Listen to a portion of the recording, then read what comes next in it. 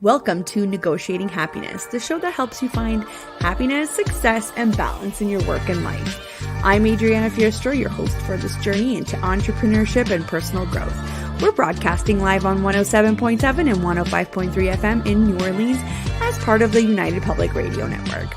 We explore the latest strategies, insights, and stories from successful entrepreneurs and experts. From managing stress to building a thriving business, we've got you covered.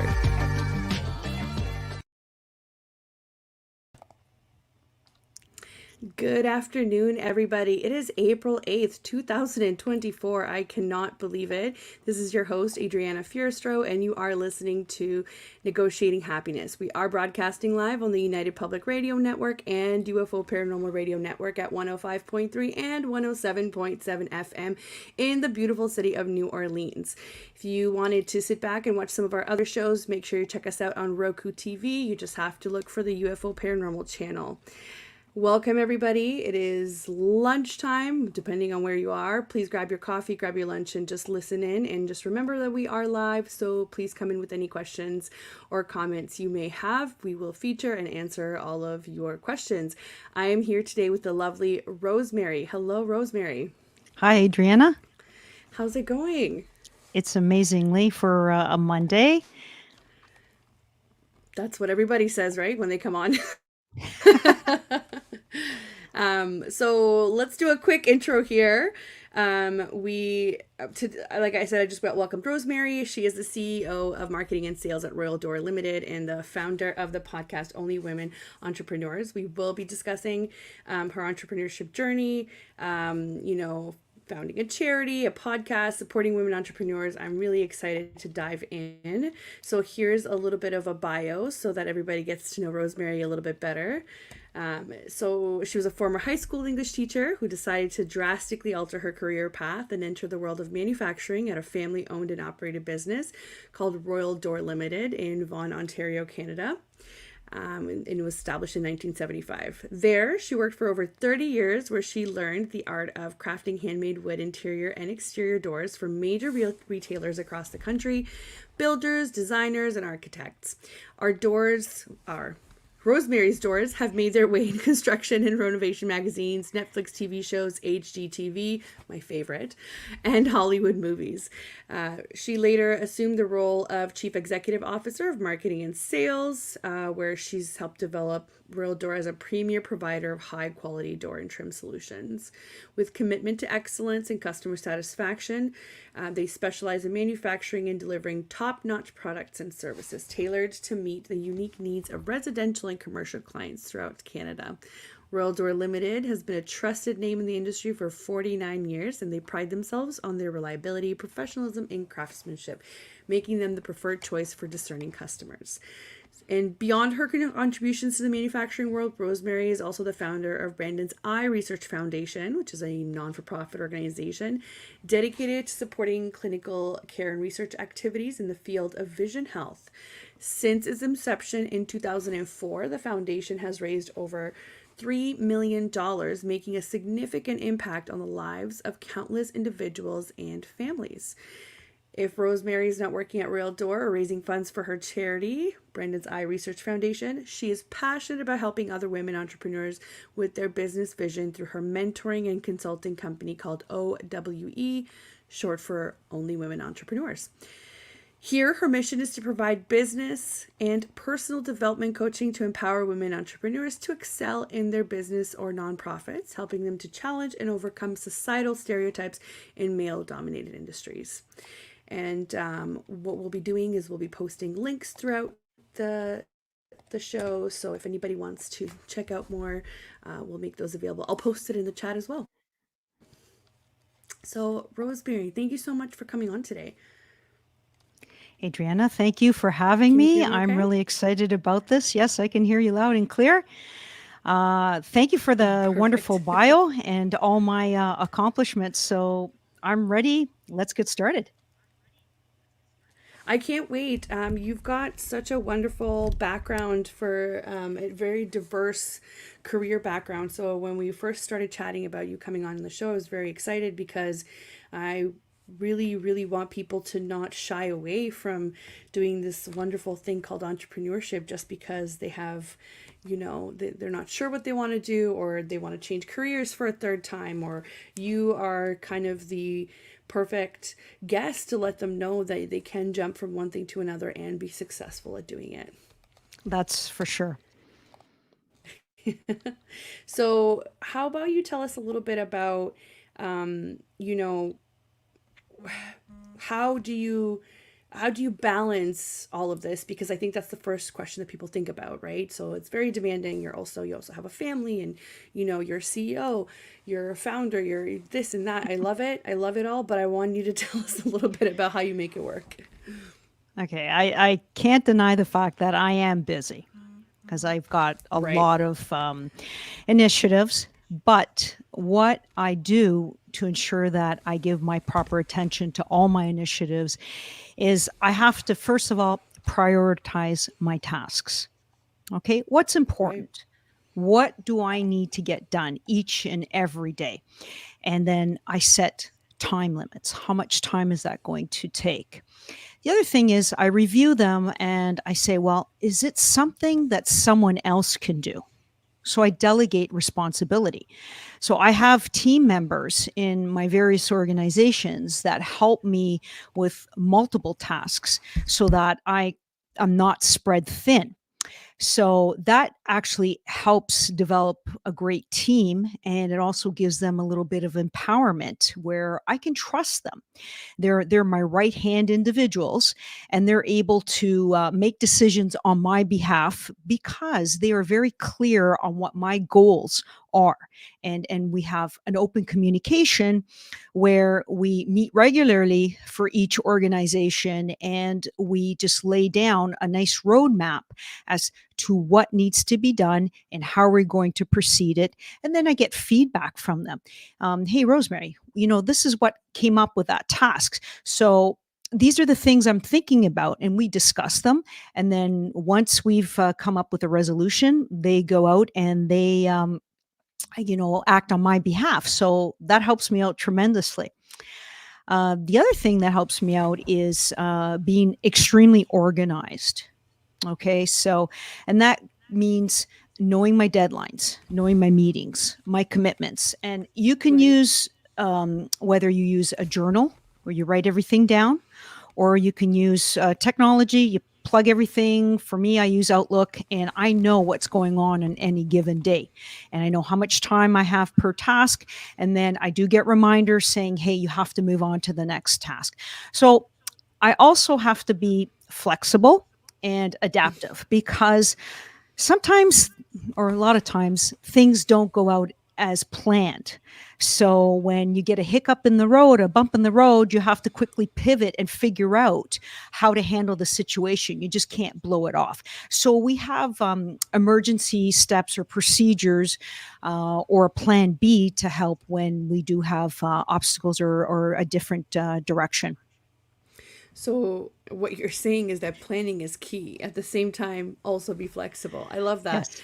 I love that because a lot of the times I think business owners go in with the idea that they just have to be flexible without any plan in place, and that usually ends up disastrous when too many things stack up because there is no contingency plan. There is no what if you're not there. So I do love the fact that you mentioned your team members.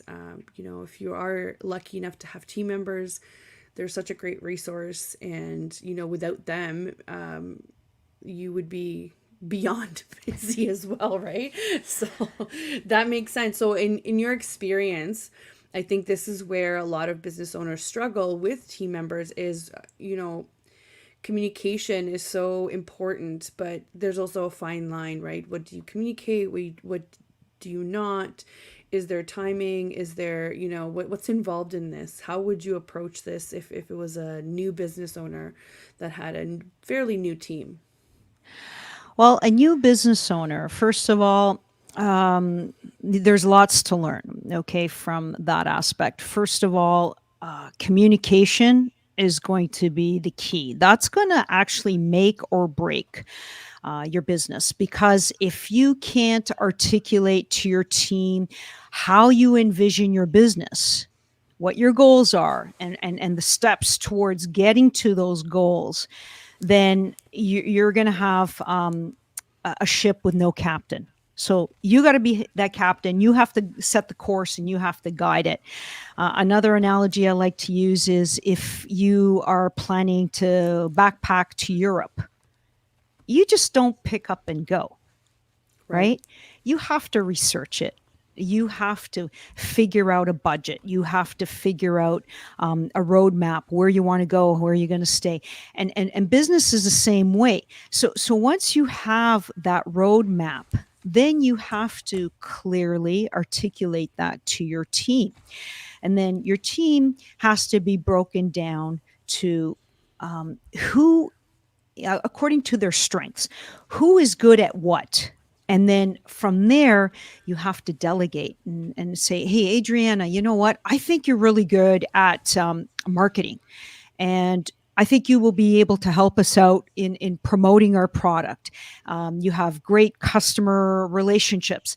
So a person like you will be given those type of responsibilities, and then you would report back to me as to how you envision getting the marketing plan set up. So that, in a way, does a lot of things for your team. It builds confidence and self-reliance and independence, and it also gives them a sense of worth, that what, my employer trusts me with these decisions, and if I make great decisions, what, we prosper as a team.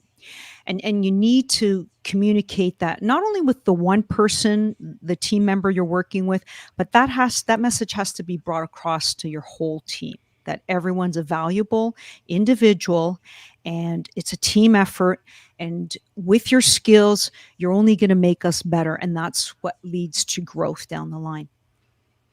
That's right. I love that answer. And what how was it? How was it being in such a male dominated industry? How did you feel at first and in the middle and now? Give us the Oh, whole journey.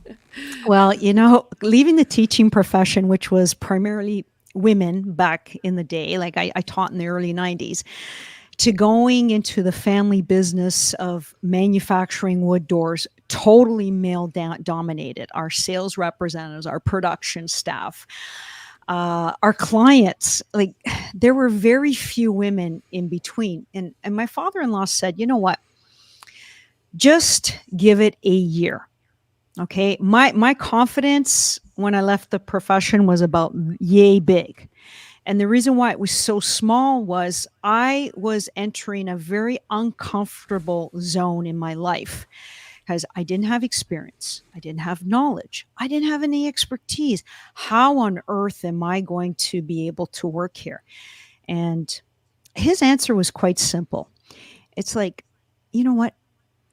Confidence, it's a skill. It's Mm-hmm. something that you have to learn. It's just like when we're babies. When we're babies and we're born, we don't know anything. We don't know what Right. sleep is. We don't know how to eat. We don't know how to talk. We don't know how to read. So if you take the time to learn all of those skills, then you'll be able to learn the skills here. So let me take you under my wing. So my father-in-law, my husband, they were my greatest mentors. And they said, you have to start on the production floor, which was just so humbling, because it was all men. They were all skilled craftsmen. And I knew nothing. I couldn't even read a tape measure. I didn't even know what type of woods we dealt with. So every day it was a learning experience. So I took my strengths from teaching and I applied it to my new situation. And my strengths were communication, articulating, not being afraid to ask questions. I had to know the why of everything. So this helped me acquire the new skills of producing products. So I went from a university educated individual as a teacher to a master artisan in woodworking, where not only I can produce our doors, I've created new designs for Mm-hmm. our public consumption. And I can also scout out problems with production. And the other thing is, I became a valuable team player. And I knew that I had to be a contributing member because my teammates would not have taken me seriously if I didn't learn all the attributes of the door making phase, if I didn't contribute to our weekly meetings, because we would talk about production, how to make things better, how to make things faster. In fact, I was getting so confident that I streamlined a couple of things in production where I introduced some shortcuts that didn't jeopardize quality, enhance quality and actual expedited production, to the point where we secured contracts for the movie industry. So when a producer for a Netflix series calls at 7:30 in the morning and they say, "Hey, we're filming in Toronto and we need this product today. How fast can you get it?" Well, we can get it on site within 2 hours. And that was from my innovation. Amazing. And that happened because I patiently learned all the steps, all the tasks. It wasn't something that was given to me. I had to, like I said, humble myself and be able to learn and practice day in and day out until I mastered it. Yeah, and I think this is also kind of a really good lesson to remember. So when you do get to the top and when you do have a team and you've developed so much, you kind of have to remember that, because there's a possibility that you can be disconnected at some point, right, from all of this. You have to remember that you need to go back to the basics and still understand, on a granular level how it all works, even though you have somebody else that's doing all of this for you. It's such a good lesson to keep in mind that you have to understand the ins and outs, and if you don't, you tend to make poor decisions, right, because you're at the top. But that's such a great story to know that you basically started where everybody else starts, right? And you've kind of worked your way up. And the whole comment that you made about people taking you seriously, I think this is the first thing that most women mention when you ask them about their experiences in these male dominated roles, about how you're not being taken seriously, or you're not doing this or doing that. So that is definitely a struggle and a challenge. And I've said it many times on this show that women do face different challenges in Mm-hmm. in whichever industries they're in. And this is why it's important to have mentors, coaches, leaders that deal specifically with these challenges. Just like men face different challenges than us in different aspects, the same thing applies. So that's a really wonderful story, and Thank you. it's not my first time hearing it, so I enjoy hearing it every time, because it really shows, it shows dedication, and it shows courage, because you decided that, hey, I'm going to give this a try, even though this is totally out of my comfort zone. And that's exactly what entrepreneurship is all about. Mm-hmm. Because if it was comfortable, everybody would do it, right? That's If right. if it was easy, then everybody would be an entrepreneur, business owner, and it's not. But at the same time, we want to hear these stories to make sure that people don't get discouraged thinking that it's impossible. It's not impossible. You just kind of have to put some elbow grease into it. Absolutely. I would be telling you a lie if I didn't say it is hard. And you need the dedication, and you need to go out every single day and learn something. It's not something that's static. New Hmm. information is available each and every day, and you use your team to learn from them because they bring in their strengths. And together, with the combined strengths, that's where you will excel. Your company will excel. Bring in people with various specialties, and you work with them, and you share your specialties with them so that everybody is well rounded. Because just looking at my experience, there's not one thing in our production facility that I can't do. And that is so important because like you said earlier, if you're at the top, a lot of the new staff, they're unaware that you started at the bottom. But then when you walk in and you inspect the quality of the work, and you tell them, you know what, I just want to show you something that could make your job a little easier. And when you demonstrate, you're also leading, and they pick Mm-hmm. up ideas Mm-hmm. so that they see, well, you know what, my boss can do it. So that means she knows something. So they gain confidence from you because you have that confidence. Right. And that's one way of nurturing your team, right?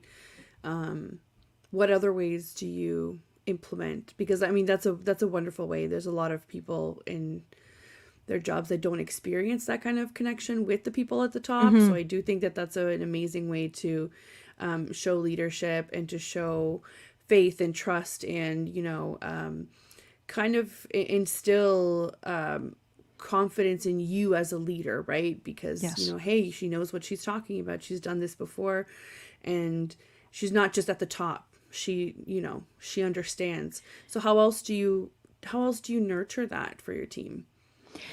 Well, I have managers at various levels. Like I have warehouse manager, I have a manager for inside sales, outside sales. We have a manager in productivity, and they have their teams. Mm-hmm. Okay, so Mm-hmm. I meet regularly with the managers, and we Okay. talk about things. So that's the first step that leads towards nurturing, to address any issues or concerns that the management team has, so that they have that clear direction of roles, expectations, and they're the ones that speak directly to their team members, Team. right? Yeah. Then 3 times a year, I will take each and every employee and speak to them. Why do I speak to them? Because I want them to see the human side of me.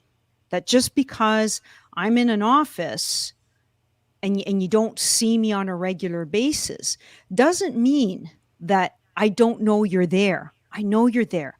I know how hard you're working. And I give them that recognition, Mm-hmm. and I go over all their strengths. I talk to them with respect to, so where do you want to see yourself in a year, in 5 years? Do you see this company as your future? Do you want to retire here? So how can I help you achieve your goals? and Mm-hmm. and they relay that message to you. Some of them will say, well, I want to start at this department, but I want to end up getting to this other department. So you relay that message to the manager, and the manager ensures that there's resources, there's education, there's training, and there's some development, so that individual can grow within the company and move into their quote unquote dream job.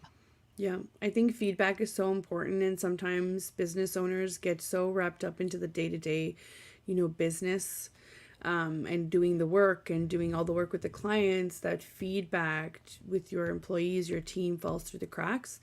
And, you know, it might be fine for a year, might be fine for 2 years, but eventually it catches up, and then it kind of disintegrates that confidence that you're trying to build, right? Because you're not getting any sort of feedback, or they may be completely on a different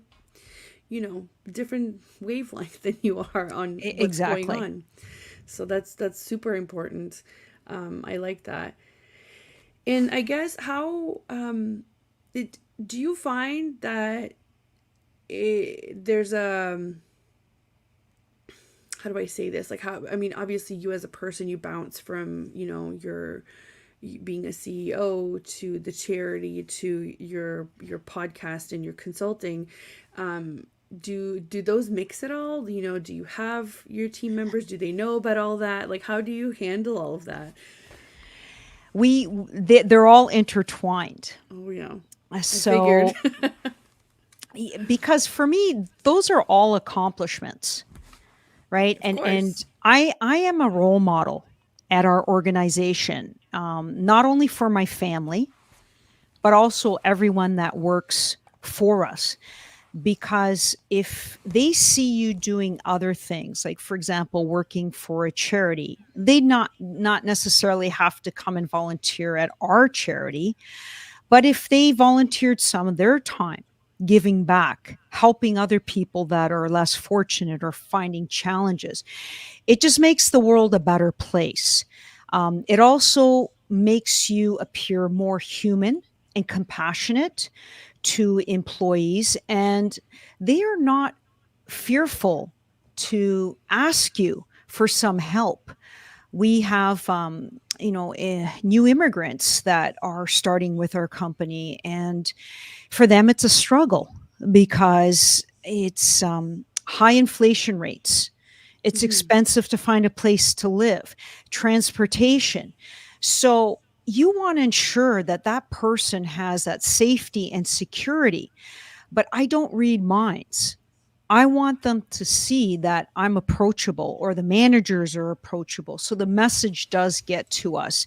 And by doing all these other, I call them extracurricular activities, they know that I'm a compassionate and approachable individual. So yes, it's very important to let your staff know exactly what you're doing and how you're doing it, also to compel them to take action and various things as well. It's very interesting that you say that because to me, instantly, I thought of how we act as personal brands rather than corporate brands. Mm. Because, I struggled with this coming from a corporate environment when I started working for myself. I, had the whole, I got to speak in, a certain tone in emails. I have to, my website can't be too frilly or too whatever. And Mm. it's funny because looking back at it now, again, I was just a product of the environment, but as a personal brand, which you could say that you're a personal brand, right? With your consulting, with your all your work, it just humanizes you. It just makes you be more, like you said, be more approachable. So it's very interesting that it's very much a personal brand exercise by letting other people know what you like to do, right? I like to travel. My clients know I like to travel. I have a son. They know I have a son. I'm not saying, shove it in everybody's faces of what you No, like to do, but it is part of you. And also when you are selling your services or your time, I find people buy from you as a person, not necessarily from exactly. a website or Hmm. whatever the case may be. So that's a very interesting example on how you said they all kind of they're interconnected, right? Rosemary and Royal Door and Brendan's charity and women on women only Only women entrepreneurs. Yeah, entrepreneurs. Yeah. only women entrepreneurs. Yes. So that's a very good indication of just being well rounded, and you've been around for a long time in the business industry, and that shows because you have that confidence, right? And you have that you're intentional with what you want to do with your time, with your resources, and that comes eventually. So for anybody that's new, hang in there. That comes eventually with kind of going through these questions yourself, right? Yes, and my advice for entrepreneurs is, you know what, you have to do something new every single day, because that gets you Mm-hmm. the experience, that gets you the confidence that you need to thrive as a business owner. I find too much on the social media where you have people selling, coaching courses Mm-hmm. or mentoring and consultation. And then you'll look at their accomplishments and they only look good on paper. They don't have any concrete evidence that they've accomplished anything. They're good speakers, but that's about it. Whereas my personalized approach is, because I have all those experiences in my data system in the books, I'm able to bring that in. When I do my consultation, I talk about the charity, I talk about the business and different aspects. They relate really well. And then when people, Mm-hmm. entrepreneurs, especially women, talk about family, they go, "Well, how do you handle family?" And I go, very easily, the same like I handle everything else, that you have to be able to set boundaries. I have 4 adult children. Did I make time for them? Absolutely, because now they're adults, they're independent, they don't need me as much. But when they were small, and they needed me to help them with their homework, or they needed me to go to pizza day and serve pizza in their classroom, I was there for them. So these are important things that women entrepreneurs need to know. And if you're struggling with those things, yeah, there's help. That's a great thing. I had help along the way over the years. Most of my mentors were men, so I didn't find as many women.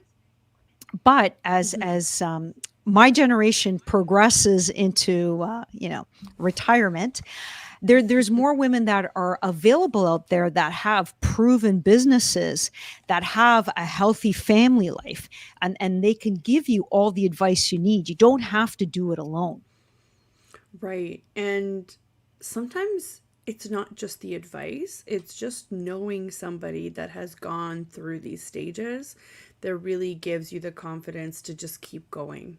Right? Just having somebody to talk to that understand. I mean, obviously, from my experience, my friends and family are very supportive and they're very proud and they're very, of everything that I'm doing, but they don't understand, like somebody like yourself or another entrepreneur, some of the things that I'm going through. So it's very important just to have that network and that opportunity to have, open conversations, discussions about the struggles and the wins of a business. And and that's funny what people consider wins or not. I feel like we don't celebrate enough of our wins. We're more, feel like we take the challenges a lot harder than we would say, let's say, take the wins. Hmm. We don't make ourselves feel as good. But when you have somebody there in that network that can understand and can relate with their own experiences, I think it's the most valuable connection that you could make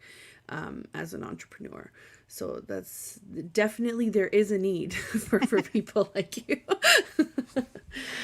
Just gonna go do a quick intro here for anybody that's just tuning in. You are listening to Negotiating Happiness, and I'm your host Adriana, and we are live on the United Public Radio Network and UFO Paranormal Radio Network at 105.3 and 107.7 FM in New Orleans. I am here with Rosemary, and we are talking all about confidence building and leadership development, and her amazing entrepreneurship journey over the last 30 years.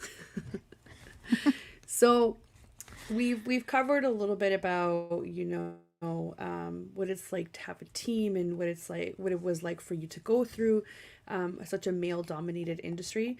Um, what what makes it all worth it for you? And I'm not talking from the standpoint of being good at what you do or being good at um, you know, with your team, your family. You're not. I want to know about you, Rosemary, the individual. What do you do just for yourself that makes your soul happy? While you're juggling all of these different plates, what is it that kind of keeps the spark alive for you? What's your For happy, I guess? what's my happy? Yeah, yeah. That's a really good question. What makes me really, really happy is helping people achieve their definition of success. So, for example, I've been working with one individual at our establishment, new immigrant, and their goal is home ownership. Okay. And I said, okay, Hmm. I think I can help you out with that. And basically we sat down, we checked out the finances, we kind of like made a timeline of where the individual wanted to be at a certain point in their life. We imagined what neighborhood they want to be living in, what school their kids want to go. And for me, if I can achieve that for that individual, that's happiness for me. Now, that's a big goal. but I'm not discouraged about it because I think home ownership, and stability in someone's life is so important. So anybody that is in my circle, I want to help them succeed. I want them to develop to their fullest capability, and whatever abilities they have, whether they have no confidence, I want to make sure they have confidence that they can say, you know what, I have that in sight. I'm going to go after it.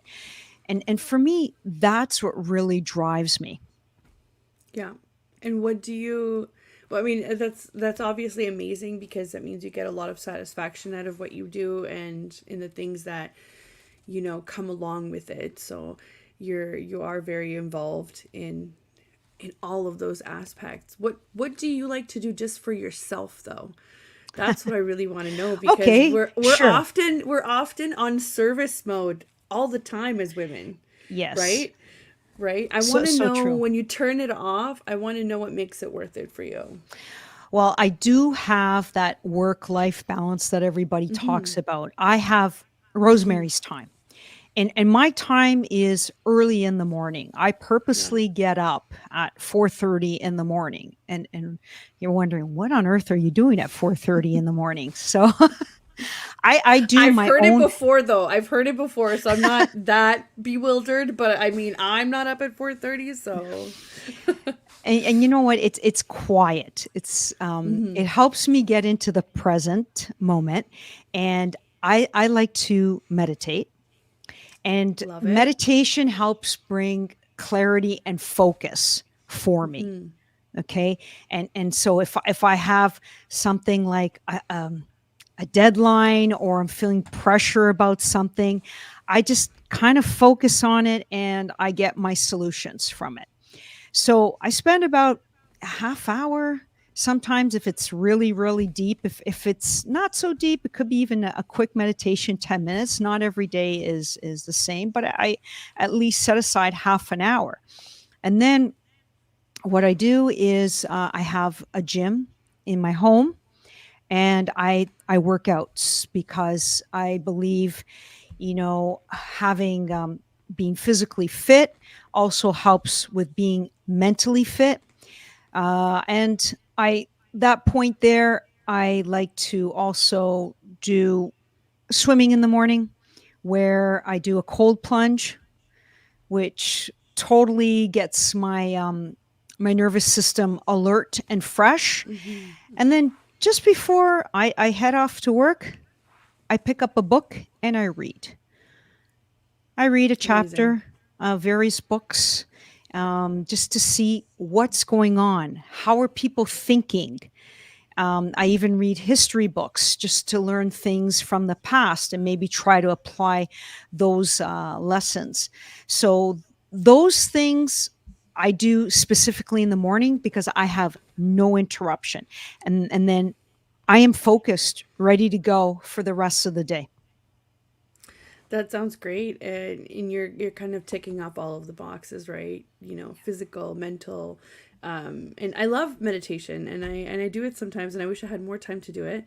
It does really bring a lot of focus and clarity, and I think that meditation used to get a bad rep or used to be considered more woo woo, but there are so many scientific studies Mm. done on meditation and the benefits that it has on the brain that I highly recommend it as well for anybody to start slow, right? Start slow and try quiet your mind out. Sometimes I use it as a stress relief, not necessarily to gain clarity, but to just That's right. pause. I just need to pause, right?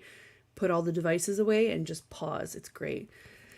Yeah, and the best way to approach meditation, because people find it, like you said, it might be woohoo, or they might be discouraged in some aspect because they said, "Well, I don't know Mm-hmm. where to start." And the best Right. way to start is, there's a ton of apps. This is the wonder of technology. My favorite app is Insight Timer. Mm-hmm. And they have a lot of meditation practices that are free. If you have a few bucks to spend, you can take a subscription, which doesn't cost a lot. And you can focus on specific meditation leaders and teachers. They take you through the steps of meditation, what to focus, Mm-hmm. what to build on. Because Honestly, if you do it by yourself, you don't have the skill, right? And once you Mm-hmm. learn the steps, you could probably learn to meditate on your own. And that's when you're going to really get the benefits from it. Yes, it is definitely a long game type of situation. I know there's a couple of YouTube tracks that I use sometimes. So even if you don't have the app, I'm sure people have access to YouTube. One time I put it on my TV so that I could be away from my phone. And then, and funny enough, this track had a black screen. So, because, sometimes it's too distracting to have all that light. So I Mhm. was like, this is perfect. So there are ways where there's a will, there's a way, There right? are ways. And then the other thing for entrepreneurs, you have to have a good night's sleep. Mm-hmm. And I'm finding people, if you're still on the screen at 9 p.m. and you go to bed at 10, that's a big no no. You should be off all your electronic devices 2 hours before you go to bed. Yep. Simply, it gives your brain some time to just relax and settle down. You don't want those bright lights because they just, it's like caffeine for your brain. Yeah. You don't want to be alerted just before you go to bed.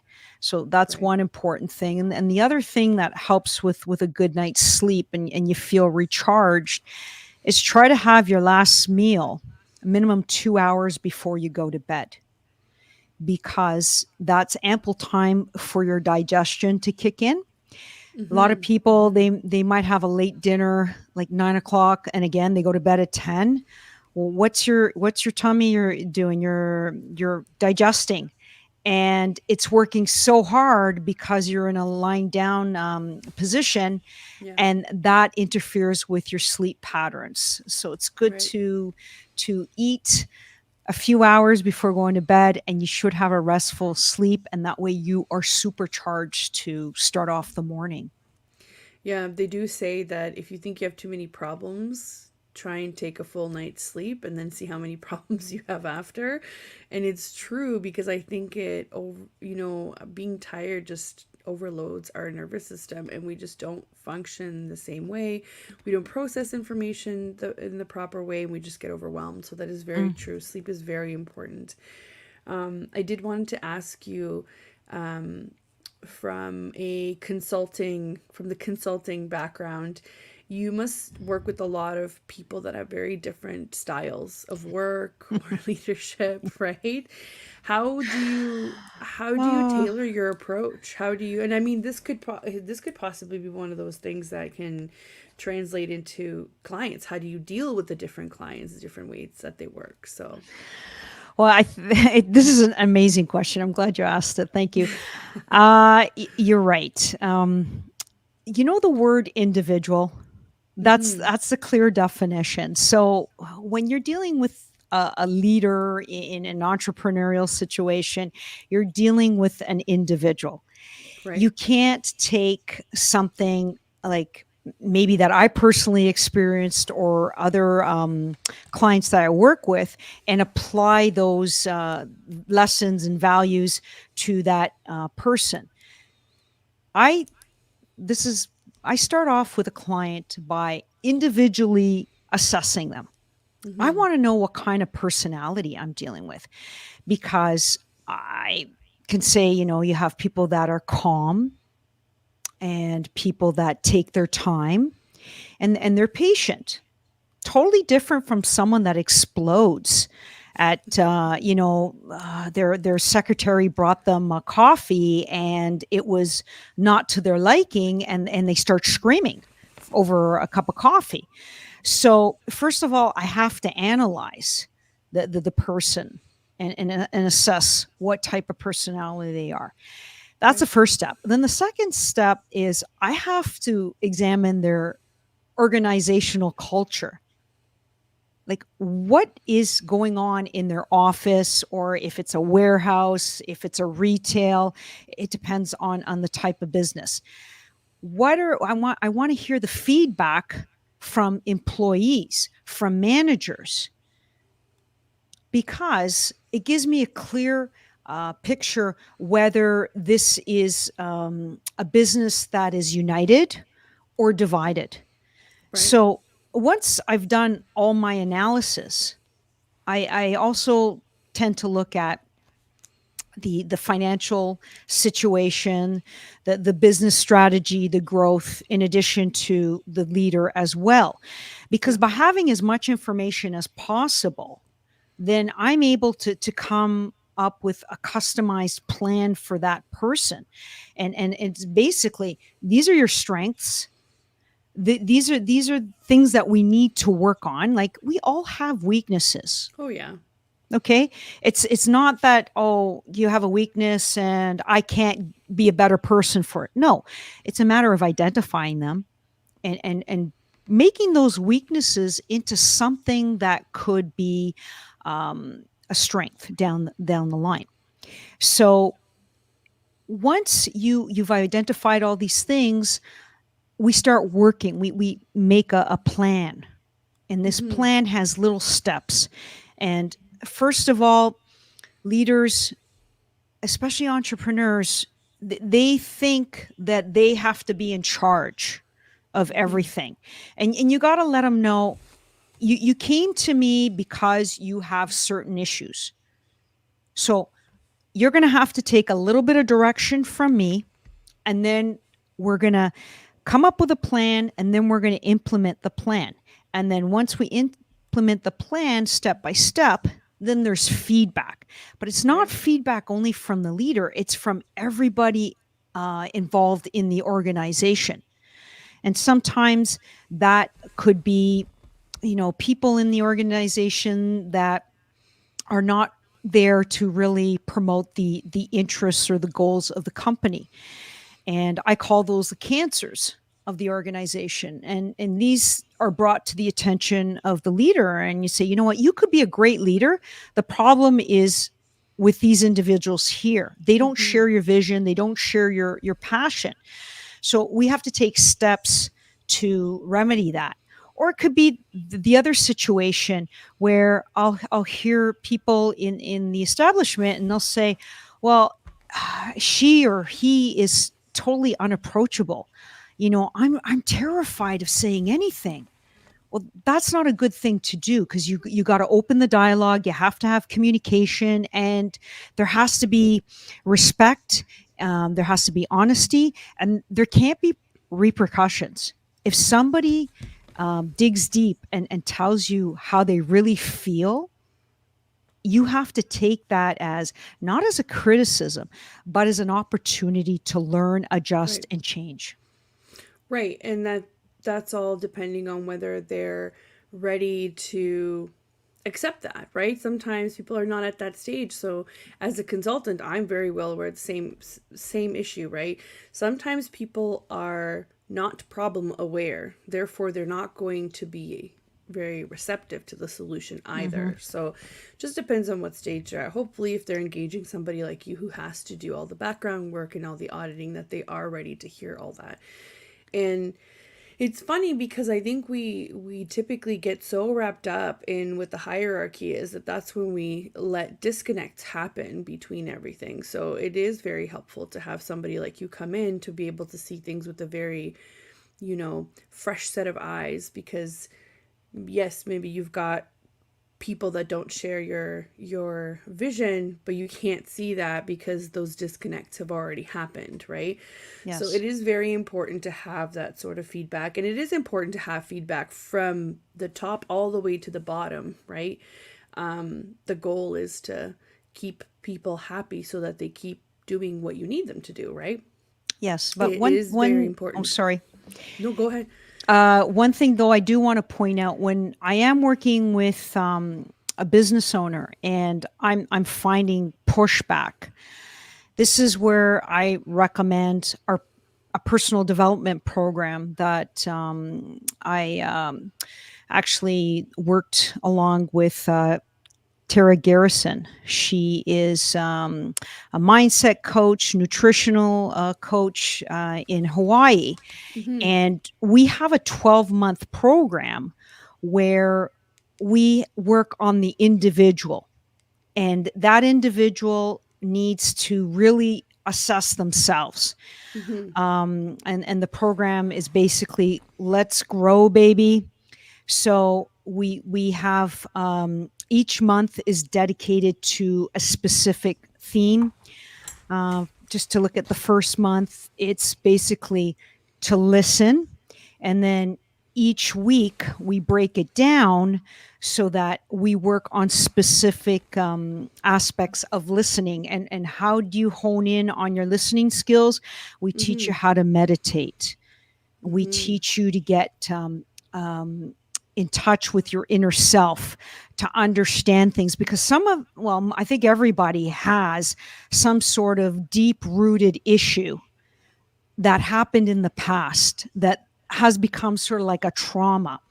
It could have been your third grade teacher screaming at you because, back in my day, we used to do cursive and it wasn't neat enough. Or it could have been an aunt, or it could have been a parent. And you've kind of internalized that, and you use that trauma to direct your life and how you are a business owner and leader. And that is a major obstacle that we work to overcome so that it clears your barriers and you have open communication with your staff, and you become more approachable, and Mm-hmm. we're able to work at a more flowing state with you. It's very, very important, and I feel like a lot of people do struggle with that to become exactly what you've described.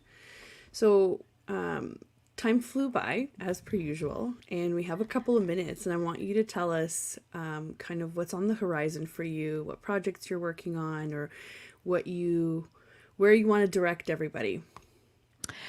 Well, by popular demand, I always like to hear feedback from people just to give us some sort of direction. I'm just going to start with Royal Door Limited. We are planning a massive expansion of the business, and it comes from succession. That's something that I also talk about in my consulting services. That, Mm-hmm. you know what, you should have an exit strategy. You don't want to do your Yep. business forever. When you've accomplished a certain level, then succession is what you should think of. And the succession comes from my four adult children who decided that they wanted to open a new chapter in the company's history, and that means offering more products and services. So we've secured other locations, and they will be opening up another area of manufacturing and distribution and sales at the end of April. So this month. So we're looking very forward to that. The other thing that we're working on is with Only Women Entrepreneurs. Mm-hmm. And Your podcast. We didn't my mention it. Your podcast, podcast. yes, Yes. our podcast. So with the podcast, we're kind of like switching gears. A lot of people are very intrigued, listening more about business tips, and just answering questions about dealing with daily problems. So we're going to start switching a little bit of our focus to answer those questions, provide some more direction, and from that, we are going to organize and host a speaker series where it will be virtually, so that we have people joining in on calls from all over the world, and they're able to ask questions with business experts, not just but myself, but other people that I know in various industries. And that way you can have answers to your questions. You can attend. It doesn't matter where you are in the world, and it won't cost an arm and a leg as it would if you're going somewhere on site.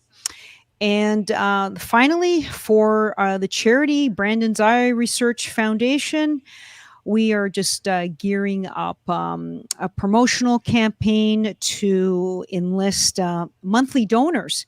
So for $5 a month for a membership to our Vision Club, which ensures that critical research happens and that we are able to save vision in children. So we want to see if people have some extra change to, rather than spend it on a Starbucks, that they would think about supporting eye research, because the eye research that we do actually benefits people worldwide. The research projects are actually published in medical journals, and the doctors here in Toronto gladly go to various places worldwide to teach the techniques that they were able to learn and practice from the research that we funded. So those are things at the moment that we are presently working on, and I hope our audience would be able to partake in any of those that they like, or all of them. That's amazing. I love all of everything that's happening. You're doing so much, Rosemary. You're doing so And much. I love it. I wouldn't want any less. Exactly, exactly. So if you guys want to check out Rosemary, I've pasted some of the links in the comments as well, so you can just click directly on them. Or you can find her at onlywomenentrepreneurs.com and follow her on Instagram. It's the same handle as well. And I can't thank you enough for coming on here. I feel like we could have filled probably another 2 hours of content here. So thank you so much, Rosemary. It was my pleasure, and thank you for having me here to discuss all my initiatives. And I hope I helped your audience. And if they have any questions, please reach out to me. I'd love to get a conversation started. Amazing. Yes. So we've got all the links in here. Even if people are listening to it after, you'll find the links in the description as well. So this is great. Thank you everybody for tuning in, and we are gearing up for another episode next week.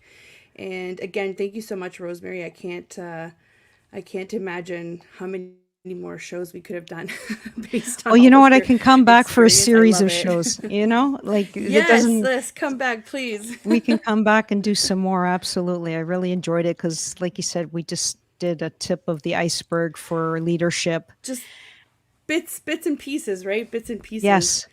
Yes. So thank you all for tuning into the show. Thank you to everyone in the chat room, and a big thank you to the United Public Radio Network and UFO Paranormal Radio Network. Have a great day, everybody. Thank you, everyone. I enjoyed being on the show.